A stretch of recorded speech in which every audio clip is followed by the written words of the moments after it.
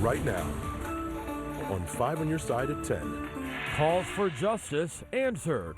Tonight, the grieving Swansea family closer to closure after losing their daughter in a car crash. Brief break. The heat has eased and the rain was badly needed when soaring temperatures could fuel more thunderstorms. But first, stadium swallowed in Alton. That is crazy. New information tonight as the city scrambles to clean up the massive sinkhole. Oh my gosh. The whole light post and everything. Right now at 10, all activities at the Alton Park are canceled due to the sinkhole that was caught on camera. A soccer field damaged after that mine collapse. We want to thank you for joining us tonight. I'm Brent Solomon. Mike Bush and Kelly Jackson have the night off. Tonight, investigators are taking a close look at that mine collapse as they investigate and work to figure out how to fix it. 5 on Your Side's Robert Townsend spent the evening in Alton. All day. Oh my goodness. Holy smokes, literally. This smoky, stunning spectacle was the hot topic in Alton. People couldn't stop gazing and gasping at the giant sinkhole caught on surveillance cameras at Gordon Moore Park. That is crazy. Because what if somebody's kids would have been out there? Oh my gosh. The whole light post and everything. That's right. Investigators say Wednesday morning the massive 100 feet wide, 30 feet deep hole suddenly opened and swallowed a light pole and bleachers in the middle of 2 soccer fields at the popular park. It looks like something out of a movie, right? It looks like a bomb went off. That is huge. Shantae Vaughn takes her children to the park off Illinois Route 111 all the time. I've never taken them out onto the soccer field.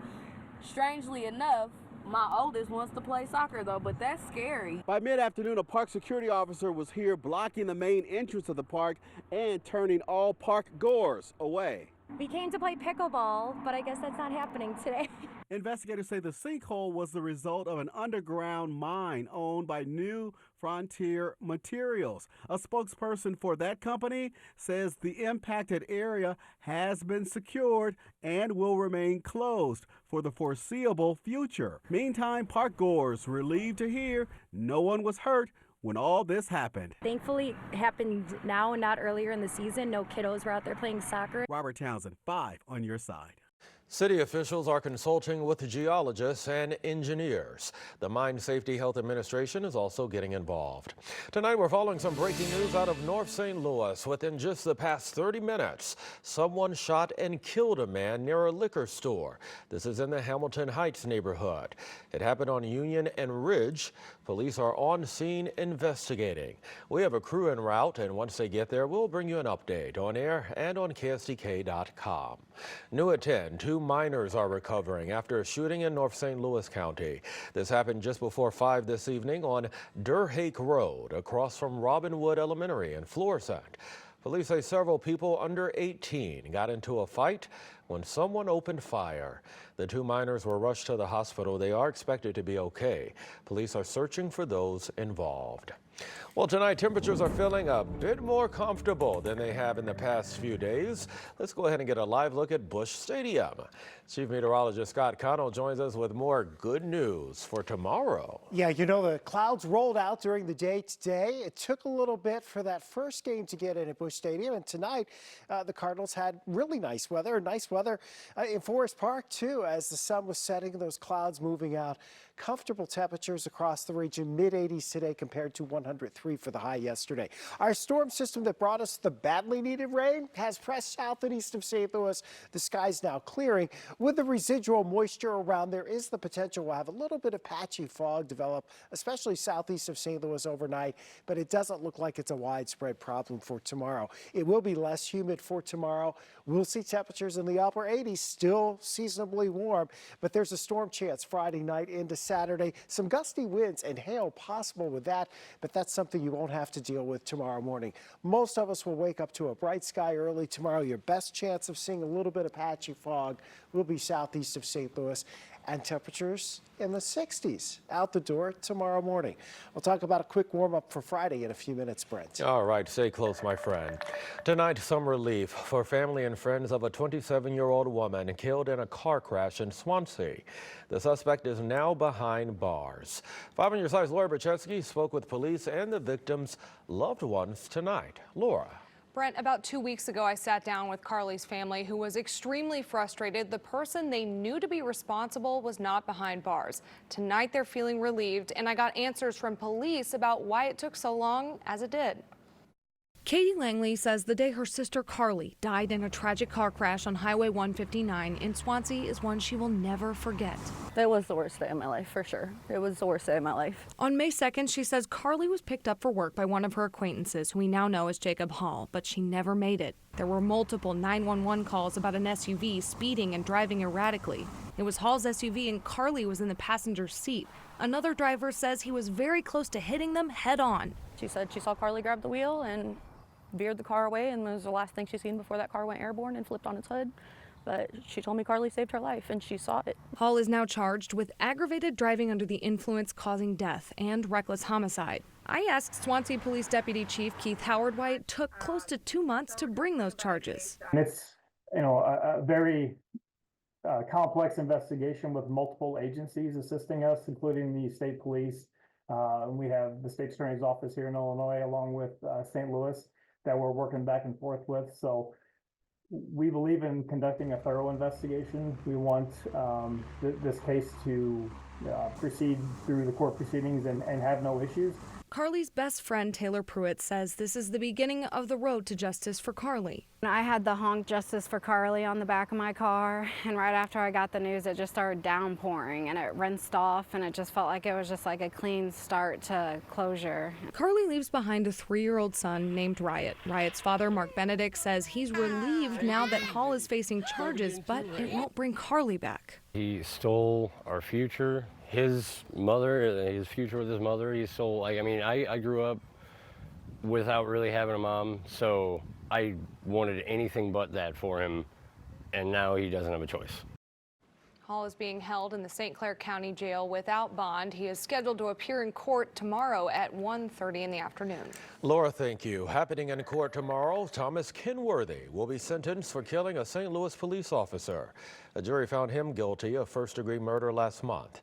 In 2020, Kenworthy broke into a Tower Grove home, ordered the couple living there out, and then shot the 2 officers who responded. One survived. Officer Tamaris Bohannon did not. The first-degree murder conviction carries an automatic life sentence without the possibility of parole. $10 million. That's how much a religious convention happening right now in downtown St. Louis is expected to pump into the local economy. The Church of God in Christ is back in the city for the first time in years, and local leaders are on a mission to keep the group coming back. The Church of God in Christ is back in St. Louis, that is. And we couldn't be more thrilled to have them back in St. Louis. The organization, also known as COGIC, makes up churches from all over the world. Some 15,000 people are in town for what's called the AIM Convention. That stands for Auxiliaries in Ministry. 5 major departments of our church, namely the music, youth, Sunday school, mission, and evangelism. Presiding Bishop J. Drew Sheard tells me the conference is about training members in these categories and worshiping together. Praise the Lord, sing. For years, the group brought a different convention to St. Louis every year, but that stopped a few years back. We were really disappointed to lose them to Memphis, but we're in the process right now of bringing the Saints back here to St. Louis, so we're bidding on 2026 and beyond for the Holy Convocation. That's COGIC's largest convention, which is twice the size of the AIM Convention. although this one is big too. So this is huge. They're using a total of 10 hotels throughout the region. Room blocks are scattered throughout the downtown core and even in St. Louis County. Local leaders say it's a sign of what's to come. I mean, the convention calendar for the balance of the year is solid. We have 17 events, including the epic Pink concert that's going to be taking place right next door in the Dome at America Center in August. I want to thank the city of St. Louis for being so kind to us thus far, and we look forward to seeing this city again in next year in May. He's referring to the organization's National Women's Convention, which is coming to the city next year. Explore St. Louis says 2025 is slated to be the biggest convention year the city has ever seen in 2 decades. The race for the White House heats up in Atlanta. Tonight, the 3 things you should know before tomorrow's first presidential debate. An unlikely partnership. And this is why the U.S. sailing team is not going into the Paris Games without it. How the U.S. sailing team will stay cool at the Paris Olympics. Mother Nature lets us cool off a bit overnight, but big heat builds as July begins next week. A 10-day forecast that has some big changes in 8 minutes. Well, if you're just joining us, we're staying on top of breaking news for you. Our photographer just arrived at the city's most recent homicide. You're looking at the scene right now at Union and Ridge. This happened around 9:30 this evening. We know a man was shot and killed here. Police are on scene investigating. As you can see, there is crime tape up. Police keeping people away from that scene as they work to get answers here. We are working to learn more as well. We will bring you an update tomorrow morning on Today in St. Louis.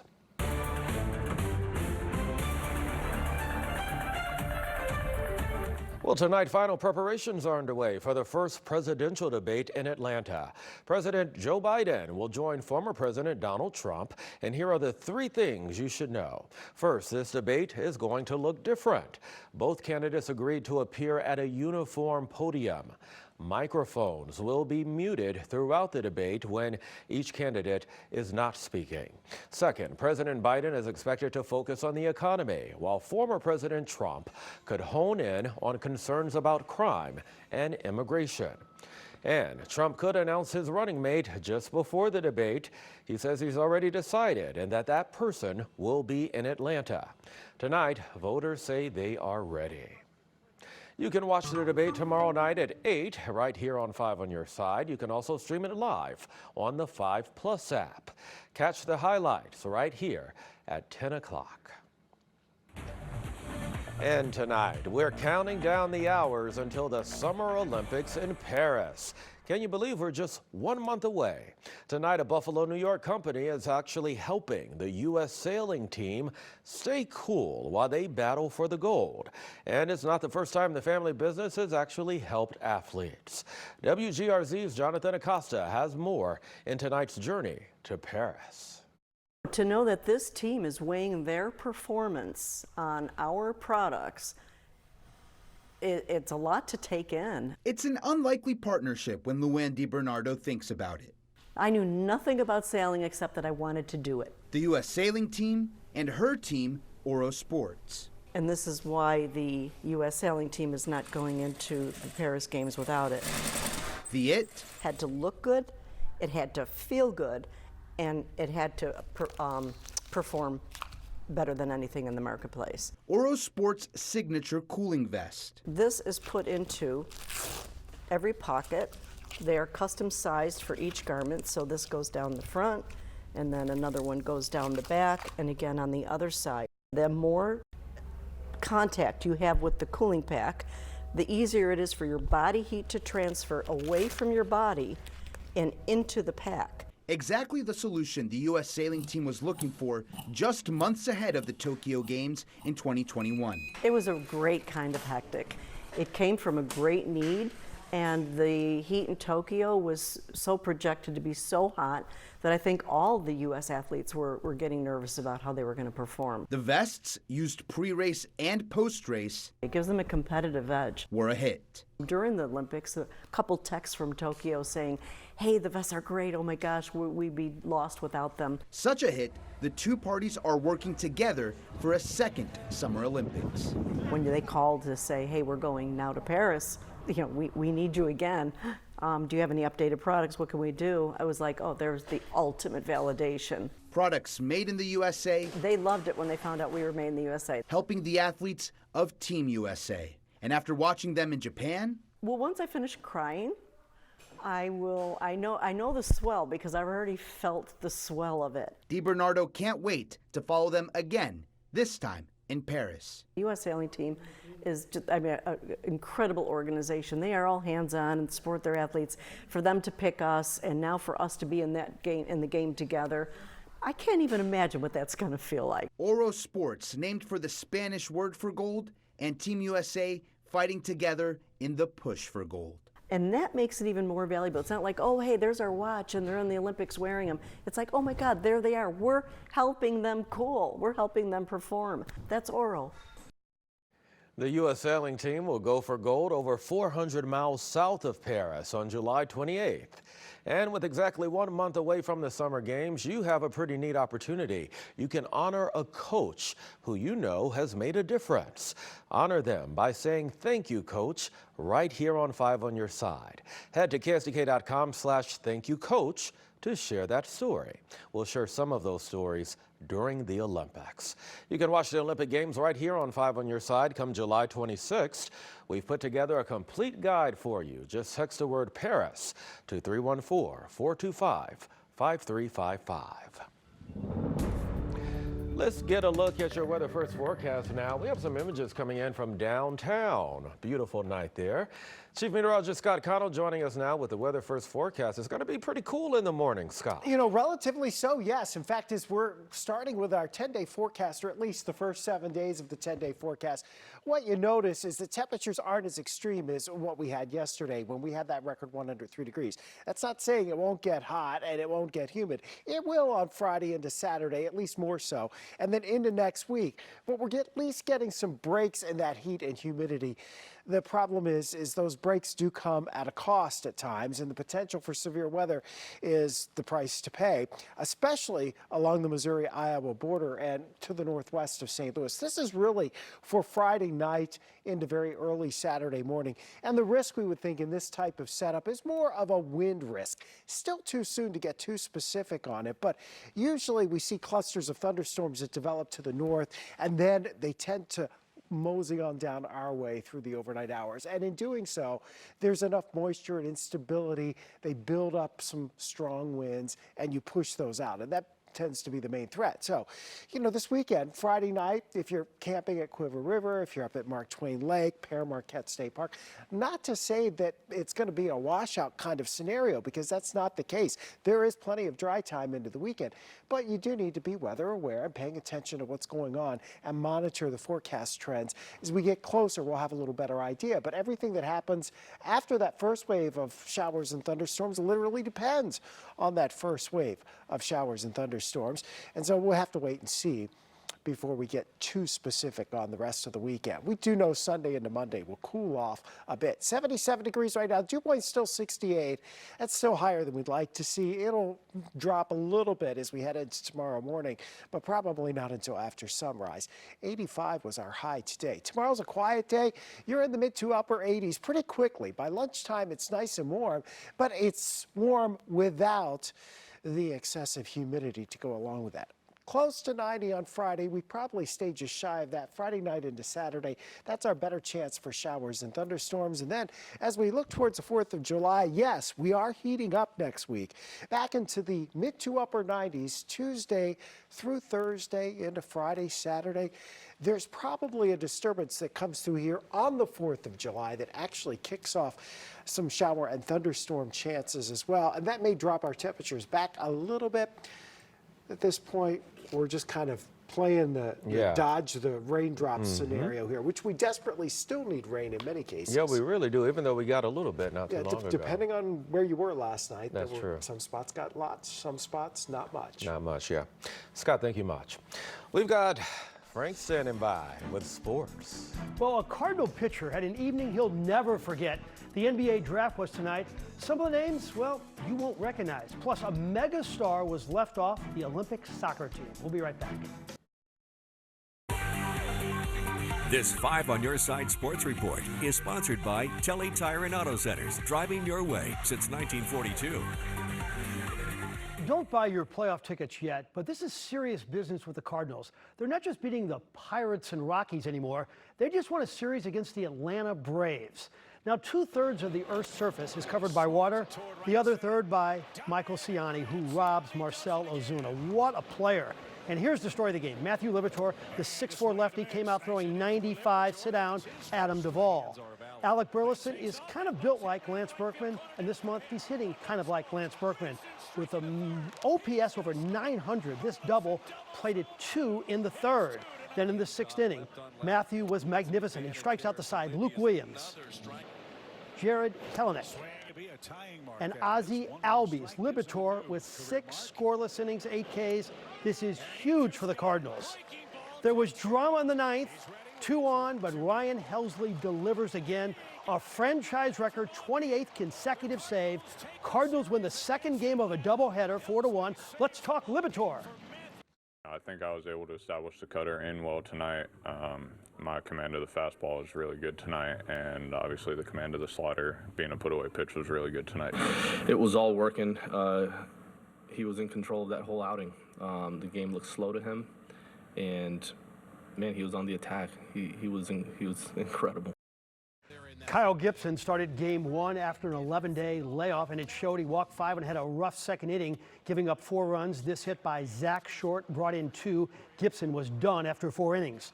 The Cardinals got within 2, but the leadoff man, Jared Kelenic, took this one out for 2 runs. The Braves ended the Cardinals' 4-game win streak 6-2. Gibson said he struggled from the stretch position.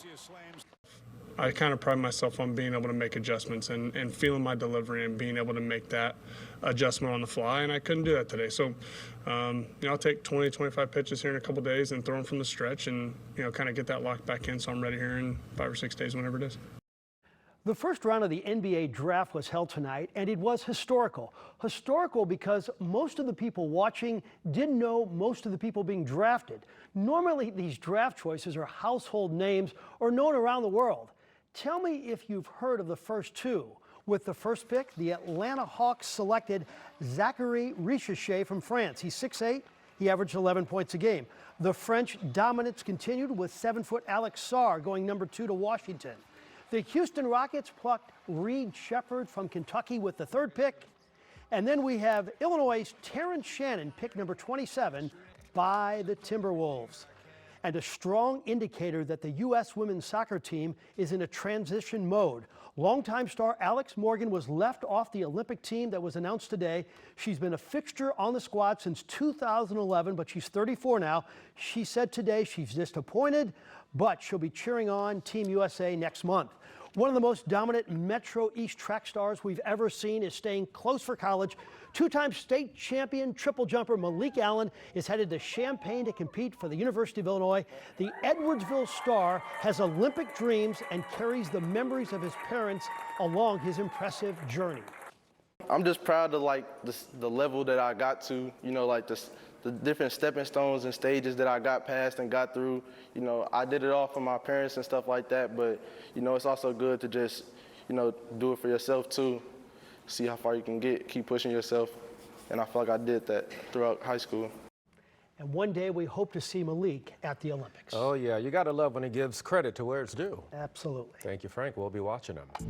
Well, still ahead, it's a local favorite, but now it has a chance to be America's favorite. You can help St. Louis's own Lion's Choice get some national recognition. Well, for the very first time, the Repertory Theater of St. Louis is cleaning out its prop closet. Throughout its more than 50 years of stage production, the Rep acquired props that are now stored on some 12,000 square feet of space. From now until Saturday, you can buy some of these items. The inaugural sale will happen at the Limp Brewery Warehouse. And there's everything from chandeliers, old-time furniture, even an accordion. And there's much more. It's all pop culture stuff. I love it. I'll clean it up, display it in my basement with all my other paraphernalia and pop culture stuff. Now, they have had to limit capacity, so at times there will be a ticket system, or you'll have to wait until they call you. Now's your chance to help give St. Louis some recognition. Lion's Choice is in the running for USA Today's America's Favorite Regional Fast Food Restaurant. It's one of 20 restaurants trying to get on the top 10 list. You have until July 8th to cast your vote on USA Today's 10 Best website. Results will be revealed July 17th.